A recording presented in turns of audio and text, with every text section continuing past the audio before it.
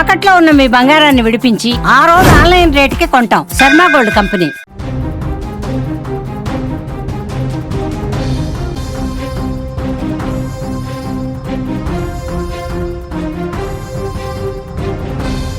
Breaking news చూస్తున్నాం.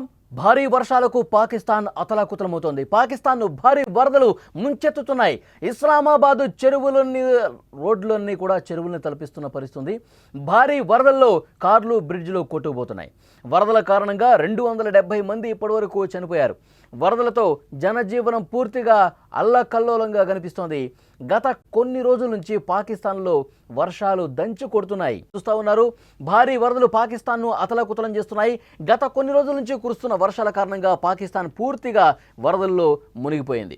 June చివరి వారం నుంచి ఇప్పటి వరకు దాదాపు భారీ వరదల కారణంగా 270 మంది మృతి చెందినట్లు అక్కడి జాతీయ విపత్తు నిర్వహణ అథారిటీ తెలిపింది. మృతుల్లో 126 మంది చిన్నారులు ఉండటం ఆందోళన కలిగిస్తోంది. చాలా దారుణమైనటువంటి విషయం. పాకిస్తాన్లో భారీ వర్షాలు వరదలతో అక్కడి జనజీవనం పూర్తిగా స్తంభించిపోయింది. అసలు బయటకు రాలేని పరిస్థితి కనిపిస్తోంది. విజువల్స్లో మీరు చూస్తున్నారు, వర్షాలు వరదల కారణంగా ఎలాంటి ఒక భయానకమైనటువంటి సిచ్యువేషన్ అక్కడ కనిపిస్తుందో మీరు చూస్తున్నారు. కార్లు కొట్టుకుపోతున్నాయి, మనుషులు కూడా కొట్టుకుపోయి చనిపోయారంటే ఇస్లామాబాద్లో అక్కడ పరిస్థితులు ఎంత దారుణంగా ఉన్నాయో స్క్రీన్ మీద చూస్తూ ఉన్నారు. వాహనాలు కొట్టుకుపోయి వాగులు వంకల్లో వాహనదారులు కొట్టుకుపోయారు చాలామంది. అందులో ప్రయాణికులు ఉన్నారు, అందులో వాహనదారులు ఉన్నారు. వాళ్ళు లోపల ఉండగానే పెద్ద ఎత్తున వరద వచ్చి కొట్టుకుపోయిన పరిస్థితి కనిపిస్తోంది. భారీ వరదల కారణంగా ముఖ్యంగా ఇస్లామాబాద్ పూర్తిగా దెబ్బతింది. ఇస్లామాబాద్లోని పలు ఇళ్లలోకి వరద నీరు వచ్చి చేరింది. నివాస ప్రాంత వాసులు ఎవరైతే ఉన్నారో వాళ్ళందరూ కూడా ఇబ్బందులు ఎదుర్కొంటున్నారు. దీనికి తోడు భారీ వరదల కారణంగా వరద ప్రవాహంలో వందలాది కార్లు బైకులు కొట్టుకుపోతే మరికొన్ని చోట్ల బ్రిడ్జ్లు కూడా కొట్టుకుపోయినాయి. ఎటు చూసినా వరద ప్రళయం ఇస్లామాబాద్ను చుట్టుముట్టినట్లుగా కనిపిస్తోంది.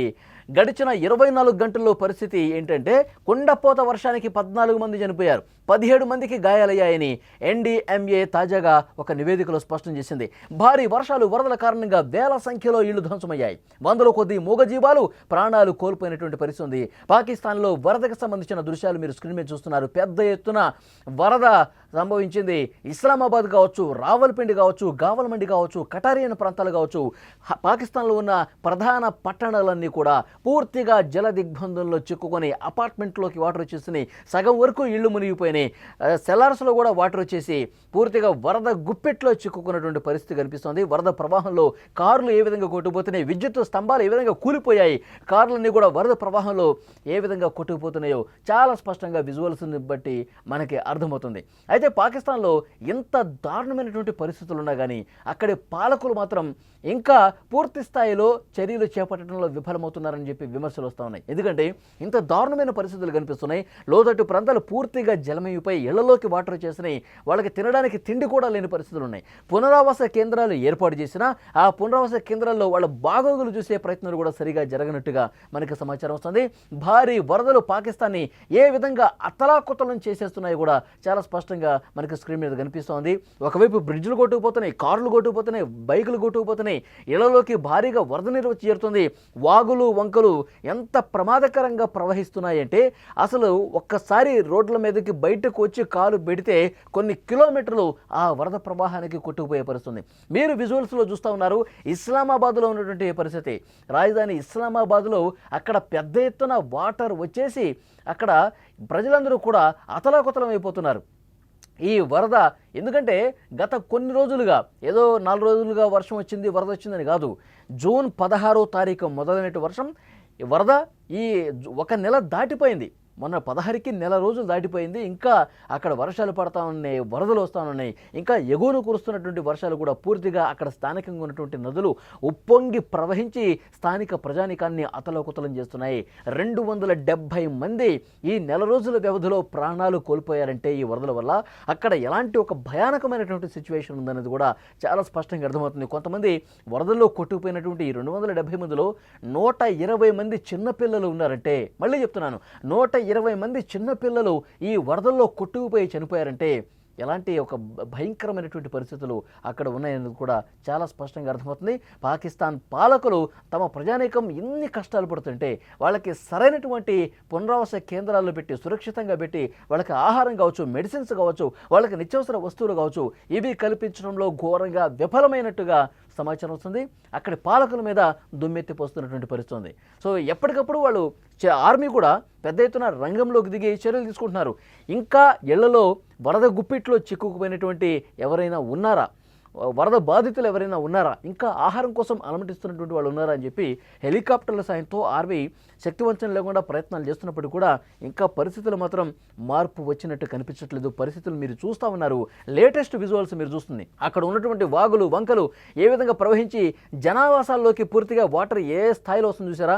మొత్తం రోడ్లు కూడా కొట్టుకుపోతున్నాయి. ఇక్కడ చూడండి స్క్రీన్ మీద మొత్తం రోడ్లు బ్రిడ్జ్లు అన్నీ కూడా ఈ వరద ప్రవాహానికి కొట్టుకుపోతున్నటువంటి దృశ్యం ఉంది. అంతకు ముందు రోజు వరకు బాగానే ఉన్నటువంటి ఈ రోడ్లన్నీ కూడా, ఈ బ్రిడ్జ్లన్నీ కూడా ఒక్కరోజు వర్షానికి, ఒక్కరోజు వరదకి పూర్తిగా కొట్టిపోయి అటు రోడ్లు పక్కన చివరన ఉన్నటువంటి వెహికల్స్ కూడా ఈ వరద నీటిలో పూర్తిగా కొట్టిపోయి కొన్ని వందల అక్కడ ఇళ్ళు కూడా ధ్వంసమైనటువంటి పరిస్థితి. కొన్ని కిలోమీటర్ల వరకు ఈ వరదలో కార్లన్నీ కూడా కొట్టుకుపోయి ఆ కార్లలో ఉన్నటువంటి వాహనదారులు కూడా కొట్టుకుపోయి ప్రాణాలు కోల్పోయినటువంటి పరిస్థితి ఉంది.